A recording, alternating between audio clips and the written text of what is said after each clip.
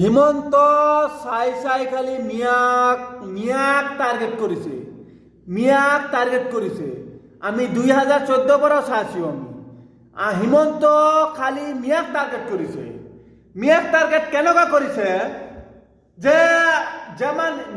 মিয়াৰ ওচৰত হিন্দু মানুহৰ ঘৰ নাই নেকি ইহঁতৰ ঘৰ এৰি দি কিনে মিয়াৰ ঘৰত সি বুলডোজাৰ লৈ কিনে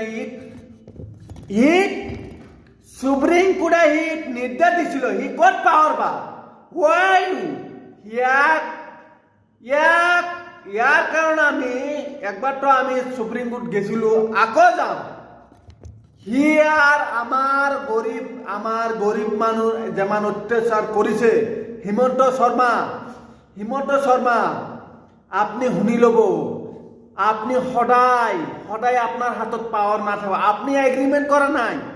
যা আমার একটু পাওয়ার একটু আমার 100% আপনি এগ্রিমেন্ট করা নাই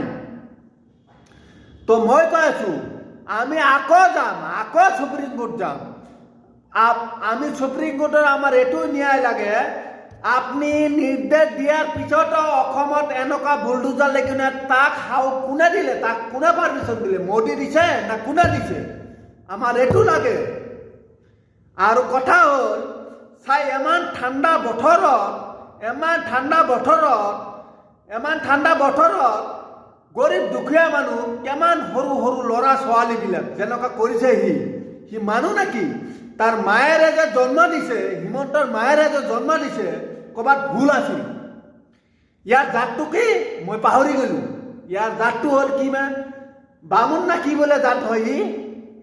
ইয়ার টাকলা এটা করে চুলি আছে না চুলি তার উঠাবা লাগবে একটা কথা মনে রাখো উপর আল্লাহ আছে এটা মিয়ার মুসলমানের কয় না কয় আমি মিয়া মুসলমানের লগত যুদ্ধ চলি থাকিব মই কৈ আছো যেতিয়ালৈকে দুনিয়াত করতে আছে যতে এটা মুসলমান আছে তেতিয়ালৈকে দুনিয়া জিন্দা আছে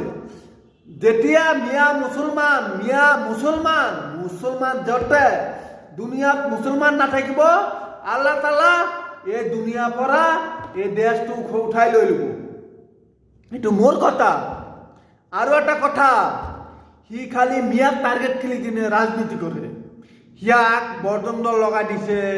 আরএসএস দল লগাই দিছে এইবিলাক দল লগাই দিছে এইবিলাক দল আমি কৈ আছো আমি এবার সহ্য নকৰো আমি বহুত সহ্য কৰিছো আমি এবাৰ সহ্য নকৰো কিয়ৰ কাৰণে নকৰো আমি সহ্য